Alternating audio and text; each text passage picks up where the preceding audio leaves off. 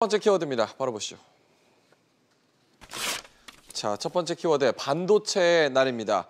자, 오늘 뉴욕 증시 아주 크게 급락했죠. 특히나 나스닥 같은 경우는 이제 2년 만에 조정 장세에 진입을 했다, 이런 평가가 나오고 있습니다. 오늘 4% 넘게 떨어졌는데 그중에서 반도체주가 많이 떨어졌습니다. 텍사스 인스트루먼트, AMD 8%에서 9% 떨어져서 오늘 우리 증시를 지탱하고 있는 삼성전자나 SK하이닉스도 사실은 고전을 면치 못하게 됐어요. 예, 전 세계가 이 주가 폭락 사태를 맞고 있습니다. 밤새 미국 나스닥이 많이 떨어 4% 이상 대폭락을 했죠. 예. 나스닥은 기술주가 주류를 이루고 있고 그 기술주 중에서도 반도체주가 핵심입니다. 그런데 반도체주가 많이 떨어지고 어제 텍사스 인스트루먼트사 같은 경우는 자 이제 반도체 랠리가 끝났다. 앞으로 내년 내후년이 상당히 어렵다. 이런 실적 보고서에 한 코멘트가 들어갔습니다. 이것이 어저께 밤에 주가 폭락의 한 단초가 됐는데요. 공교롭게도 오늘은 반도체의 날입니다.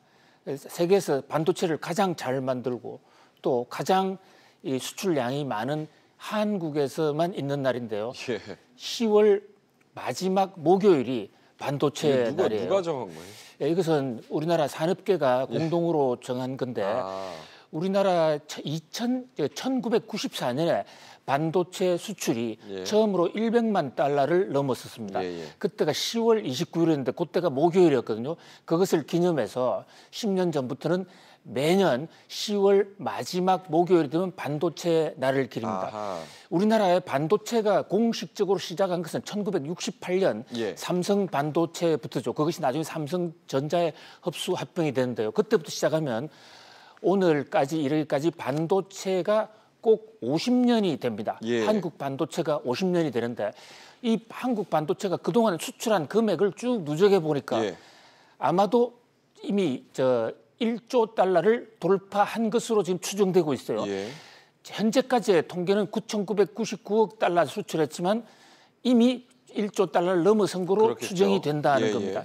1조 달러라는 금액은 우리가 지금 올해 수출 기준으로 한 해 5천억 정도 수출하니까 그게 2배고 우리나라 예산이 1년에 딱 470조 됩니다. 거기에 비하면 우리나라 20년치 예산을 반도체 한 품목의 수출로 벌었다.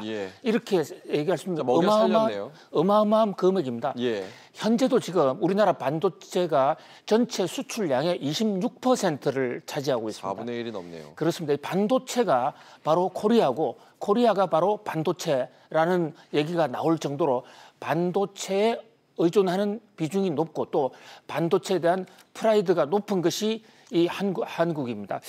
그런데 지금 이 미국 주가가 반도체 때문에 떨어졌다. 근데 일시적인 요인이라는 설도 있고 아직은 반도체 위기가 아니다라는 그런 설이 있어요. 지금 이제 표에 나오는 것은 반도체가 한국 반도체가 세계적 그동안에 50년을 굴곡을 세울 것도 세 번의 큰 위기를 겪었거든요. 1998년에 이 디램 가격이 1985년에 디램 가격이 대폭락한 적이 있어요. 우리가 반도체를 좀 개발하니까 일본이 쫓아오면서 공급 과잉 사태를 야기한 겁니다.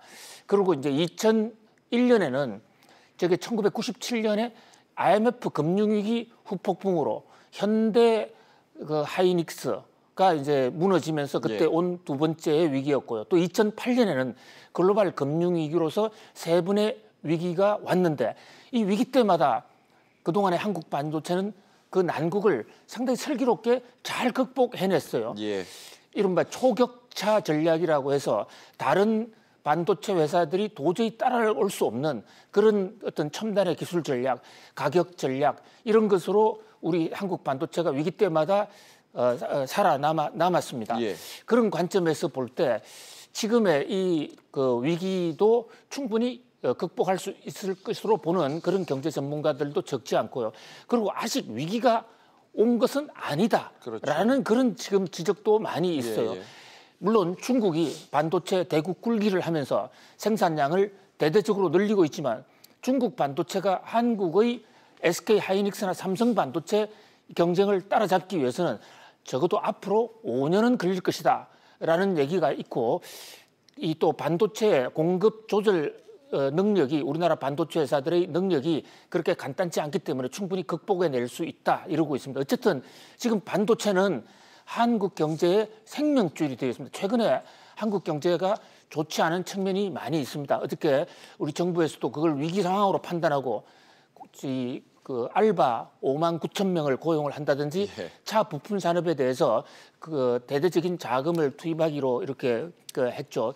아무튼 이 반도체가 마지막 남은 생명줄이 되어 있지만 또 거꾸로 얘기하면 한국 경제를 반석이 올릴 이 위기 상황을 극복할 수 있는 큰 효자가 될 수도 있습니다. 아무튼 오늘 반도체 날을 맞아서 그동안 반도체를 끌어온 분들과 또 삼성전자, SK하이닉스 등 반도체 관계자들에게 찬사를 보냅니다. 예.